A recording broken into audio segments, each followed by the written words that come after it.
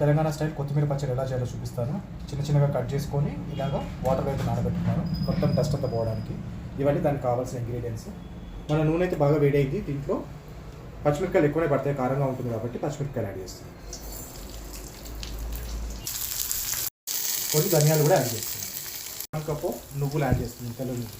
చిన్న table spoon జీలకర్ర కూడా యాడ్ చేస్తాను. ఎల్లిపాయలు యాడ్ చేస్తున్నాను దీంట్లో. దాంట్లోనే కొంచెం చింతపండు కూడా యాడ్ చేస్తాను. లో ఫ్లేమ్లో పెట్టుకొని ఒక 10 to 15 minutes ఇవన్నీ మంచిగా ఫ్రై అయ్యాయి. 1 టేబుల్ స్పూన్ ఆఫ్ సాల్ట్ కూడా యాడ్ చేసుకున్నాను.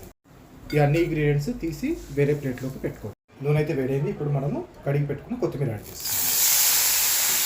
నెక్స్ట్ 2 టమాటోస్ యాడ్ చేస్తున్నాం. వేసుకున్న ఇంగ్రీడియంట్స్ అన్ని మిక్సీలో వేసుకున్నాం. నెక్స్ట్ మనం టమాటాను కొత్తిమీర కూడా యాడ్ చేస్తున్నాం. ఫ్రై చేసి పెట్టుకుంది యాడ్ చేస్తున్నాం. దాకా యాడ్ చేస్తున్నాం. ఇప్పుడు మనం గ్రైండ్ చేసి పెట్టుకున్న కొత్తిమీర చట్నీ కూడా యాడ్ చేస్తున్నాం. చూడండి, మన తెలంగాణ స్టైల్ కొత్తిమీర చట్నీ అయితే రెడీ అయిపోయింది.